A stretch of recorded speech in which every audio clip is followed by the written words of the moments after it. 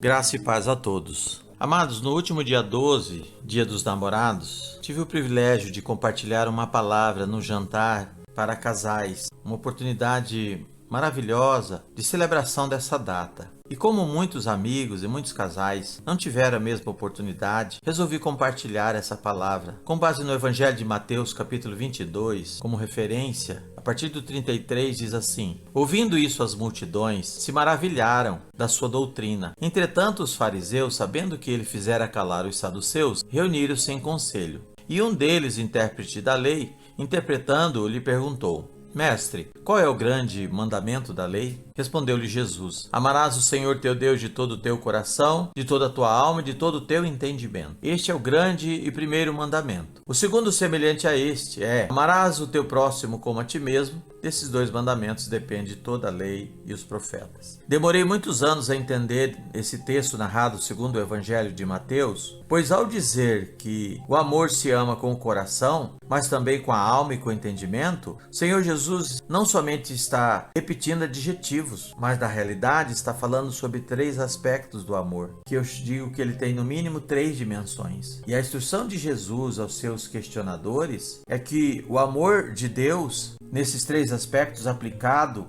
a ele, mas também ao próximo, se tornará muito mais eficaz e significativo. Infelizmente, a nossa herança ocidental do conceito de amor é somente na dimensão do coração, expresso por um sentimento de romantismo. Mas a palavra de Deus nos ensina que mesmo para um grande amor sentimental subsistir, é preciso demais dimensões, ou seja, é preciso amar também com a mente, com a volição. Jamais Jesus nos cobrou algo que ele mesmo não tenha primeiro feito, executado. A primeira epístola de João, capítulo 4, verso 19, diz que nós amamos porque ele nos amou primeiro. Se alguém afirmar eu amo a Deus, mas odiar a seu irmão, é mentiroso. Pois quem não ama seu irmão a quem vê, não pode amar a Deus a quem não vê. Esse amor foi revelado na cruz a nós, a igreja, figurado no casamento. O apóstolo Paulo aplica ali no capítulo 5, no verso 25, marido, amai vossas mulheres, como também Cristo amou a igreja e a si mesmo se entregou por ela. Eu disse três aspectos ou dimensões,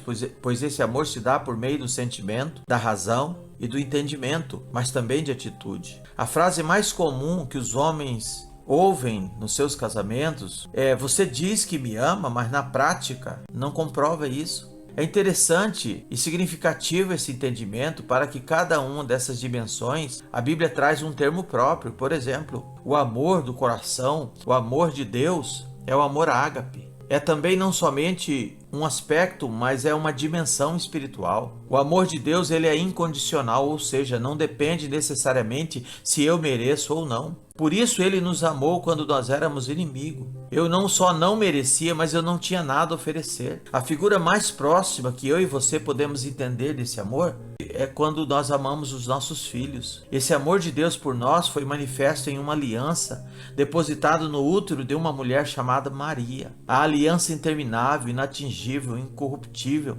é o amor de Deus manifesto na pessoa e na obra de Cristo. Mas essa dimensão tem uma função, tem um propósito. E segundo Efésios capítulo 5, é que nós, maridos, amemos nossa esposa no exercício sacerdotal, com cuidado espiritual pela nossa casa. Nós não amamos o nosso filho só se ele for bonzinho.